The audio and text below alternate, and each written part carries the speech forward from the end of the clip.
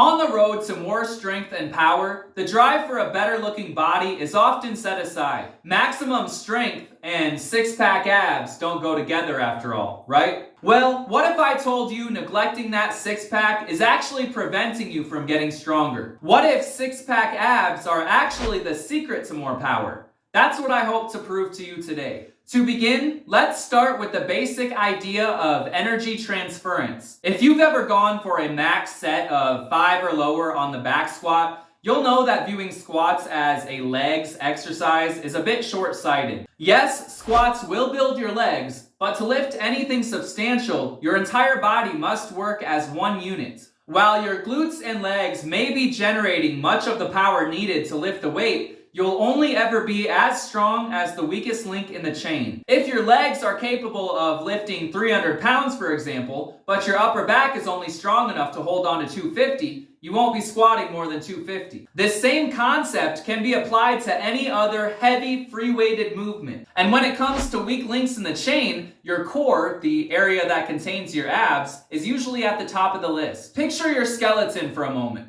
Your lower body from your pelvis all the way down is supported by a strong set of bones. The same can be said of the upper body. From the ribcage on up, everything is supported by a sturdy skeleton. Now picture the midsection. From the bottom of your ribs to your hips, all you have in terms of skeletal bone is the spine, which isn't actually capable of supporting much weight on its own. Logic would then say the core has major potential to leak energy. If lifting more weight is the goal, energy transference from the lower body to the upper body must be as continuous and free of leaks as is possible. This basic idea may be enough to convince you of the importance of a strong midsection, but we can take it one step further. Even if your sole purpose for doing the back squat is to build your glutes and legs, as squats are arguably the best way to do this, consider fatigue management. If you're squatting 185 pounds for 3 sets of 10 with a weak midsection, then a disproportionate amount of the fatigue generated from those sets will go to that weak link.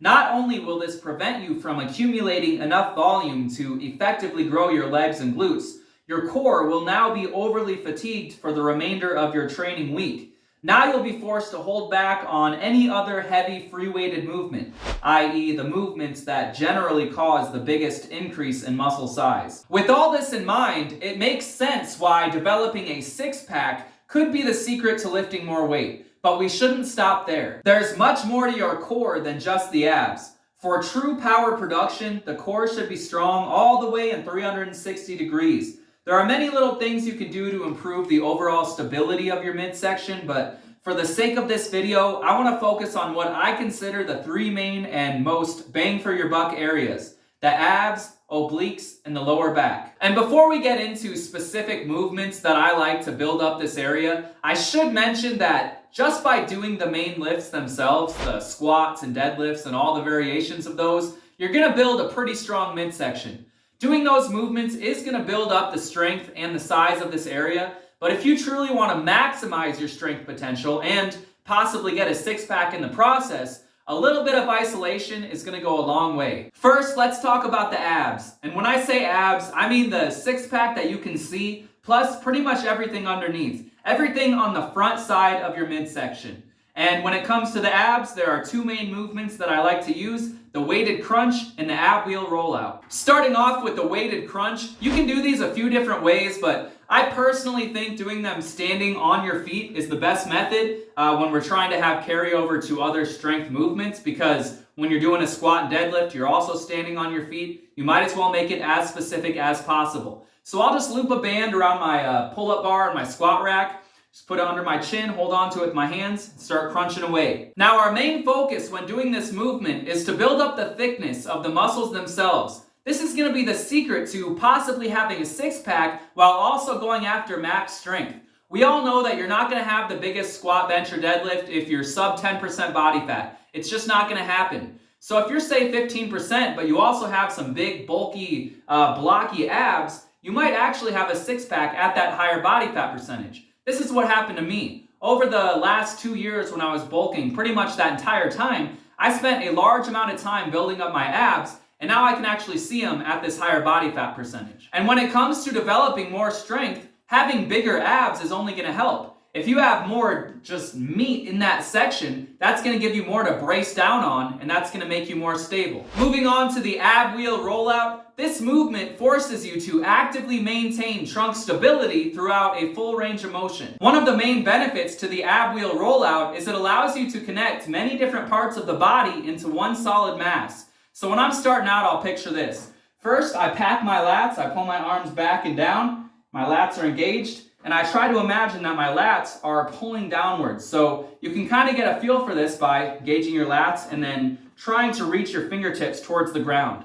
Then I'll do the Valsalva maneuver with my abs, similar to before a heavy lift.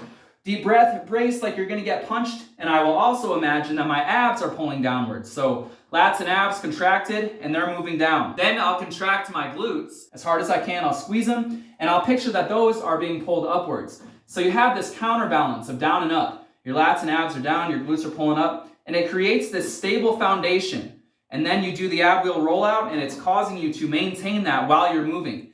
This is what you want for any of your heavy lifting. You want to make as much of your body as solid as you can so that the prime movers can do their job. When it comes to building muscle, the primary focus of the ab wheel rollout is on developing those deep abdominal muscles. The ones that you might not necessarily see as much, but the ones that are going to help a lot with trunk stability. All right, now on to the obliques. And when I use this term, it's because you know what I mean when I say it. When I say obliques, you kind of know which general area I'm talking about, but really I'm referring to anything on the sides of the midsection. So if the low back is the back and the abs are the front, then the obliques, that's going to be everything in between. And when it comes to developing this area, I have three main movements that I want to show you. First, we have the weighted oblique crunch.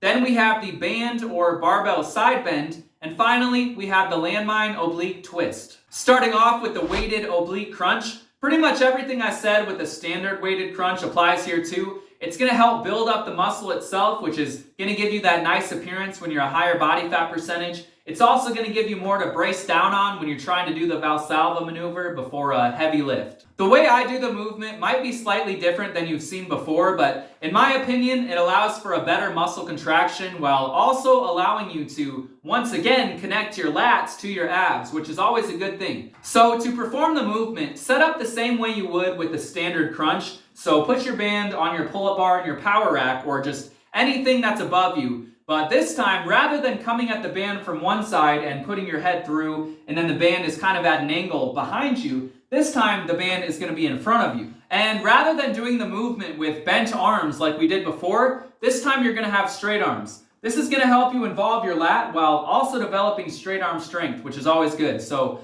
I'll put my hand in the bottom of the band, and I'll wrap my thumb around the bottom. Then I'll have my other hand just completely flat on top, and I won't wrap my thumb around. Then all you're going to do is just push your arms downwards as if you're doing like a straight arm push down, but with your hands together and to the side. It may help to imagine that rather than bending over, you're actually actively pushing your arm down. This is going to cause a much better contraction. If you're actively pushing down, you're going to be able to feel your lat and your oblique almost come together. It's as if they form to be one solid muscle. And I think that this leads to a much better training stimulus. Moving on to the weighted side bend, this is going to help thicken up and strengthen the side of your waist. To do the movement with the band, you're going to set up similar to the oblique crunch like this, right? But you're just going to have that one hand. And rather than facing the front, it's going to be the side. So you're going to be like this. You're going to put your hand in the bottom of that band. I like to anchor my other arm on the side of the power rack. And then what you're going to do is actively push your shoulder down so your lat's engaged. And then all you're going to do is try to reach down just a little bit with your arm, come back up. It's a short range of motion, but you're going to feel a major contraction in a different part of the side that you're not going to get with anything else. And when it comes to the barbell side bend, I think this one is more in line with the oblique crunch than the band side bend, just in my opinion. I think the barbell side bend is going to hit more the front of your sides rather than the side of your sides, if that makes sense. So to start off, what you're going to do is this. Take a wider than shoulder width stance. This is going to help you remain stable throughout. Point your toes outward a little bit, might help with stability. Then you're going to get into a low bar position. Everything is maximally contracted as if you were going to do an actual squat. Your upper back and your lats are pinned down. You're trying to pull that bar into your body so everything's tight. Valsalva maneuver. The entire trunk is one unit and it's solid. So from this position, You're going to bend at an angle like this. The back of the bar is going to end up higher than at the start. You're going to feel a crazy contraction in your obliques and just your entire side. And finally, we have the landmine oblique twist. What you do is you get the bar into a landmine position, you're holding it out in front of you, and then while maintaining straight arms, you're going to just bring it to your side. It's a very similar motion to that barbell side bend, except you're holding the weight in your hand. So you're going to feel a crazy contraction in your oblique. You won't need much weight with this. And all you do is you powerfully bring it up and bring it back to the other side. This is similar to an ab wheel in the sense that it's forcing you to maintain stability throughout a full range of motion. And that's it for the movements that are going to help build up the sides of your midsection. Now, when it comes to building muscle in this area, I know a lot of guys are reluctant to train this at all. They're afraid that it's going to thicken up their waist and take away from their V taper. And I get that, I was the same way for a long time, but at a certain point, I kind of just said, screw it, I knew that having a stronger waist was going to help me lift bigger numbers, so I just went for it. And over the last couple years, I have put a heavy emphasis on building up the waist area. And the results aren't exactly what I expected. While my waist did get a little bit thicker, what really happened more than anything is I just have more definition there now. So even at a higher body fat percentage, I still had those V lines. So it's really up to what you want. I think that having a slightly wider waist that is also stronger while also having that definition there is better than having maybe a slightly more narrow waist with no definition. But do what you want because it's your body. So in my opinion, strengthening this area is worth it, but if you don't want to, you don't have to. And finally, let's move on to the lower back. We did the front, we did the sides, now let's do the back. Remember, we want core stability in 360 degrees. This is going to be the way to get it. And when it comes to building up the low back, I have 2 main movements for you, plus 2 extra ones that I think will definitely help take your low back strength and size to the next level. So starting off at number 1 on our list, we have what I consider the king of all low back barbell movements. We're starting off with the good morning. The barbell good morning is going to build up your spinal erectors like nothing else. If you want that steel cable action all the way from your hips up to the top of your shoulders, this is one of the best ways to do it. And in my opinion, if we're talking about developing stability that will transfer over to heavy free-weighted movements, starting the good morning in the low bar position is best. Starting with that bar lower down on your back is going to shorten the lever, which will allow you to use substantially more weight. In my opinion, the low bar good morning has a direct carryover to the low bar back squat. If you've ever gotten into that squat morning position where you get to the bottom, then your hips rise first, practicing the low bar good morning is going to help you get out of that. And while we're on the topic of carryover, if the good morning translates directly to a low bar back squat, then in my opinion, the deadlift's counterpart is going to be the RDL. Now don't get me wrong here. If all you did was get stronger at good mornings, you would still see great carryover to your deadlift. But the reason I like the RDL so much is because it's very similar. You start with the bar in your hand, and it focuses on strengthening one of the hardest parts in the deadlift movement. For many guys, myself included, one of the most difficult things to figure out when it comes to deadlifting is packing your lats at the start. It's very easy to just kind of let your upper back be loose, but you got to have your lats packed. And when you do the RDL, it allows you to focus on that. When you start at the top, you get everything right in position, and then all you do is bend. This is why I specifically like a flat back RDL. You can use a lot more weight with a rounded back doing the RDL, but I think if you try to maintain that neutral spine, keep everything packed, and all you do is just hinge, it's really going to focus on building up that mind-muscle connection for one, developing that pattern of keeping the lats engaged while you're hinging, but it's also going to strengthen your spinal erectors and make them bigger, just like with the good morning. And now on to the 2 bonus movements for the lower back. If all you could do was those first 2, you'd probably be fine. But if you want to maximize your development of that area, I think adding these 2 in is going to help you a lot too. So first off, we have the swing. Now most people are doing this with a kettlebell, but I have plates and I actually prefer it that way. So I have a plate on each side of my leg and each hand. All you got to do is just hinge. This is going to help you develop the endurance of your low back, which is very important if you want to do anything more than just a 1 rep max. Having strength endurance in your spinal erectors is going to lead to much more strength everywhere else. And finally, when it comes to the low back, I want to talk about stone lifting and sandbag lifting. Picking up a heavy object off the floor from what essentially amounts to an extreme deficit when compared to a conventional barbell deadlift forces your entire backside to become stronger from the most awkward of angles. If the barbell good morning turns your spinal erectors into steel cables, then stone lifting or sandbag lifting is going to turn them into titanium. And there's not really much else I could say about it besides it works. If I could only choose one assistance movement for the rest of my life that would carry over to heavy free weighted movements with a barbell, it would be stone lifting. It just makes everything that you need stronger in the best ways possible. And there you have it, guys. If you focus on getting stronger on all those movements I listed, you're going to turn your core, your midsection, from a weak point to a strong point. And hey, you'll probably end up getting a six-pack in the process. So I hope you guys liked the video, and until next time, thanks for watching.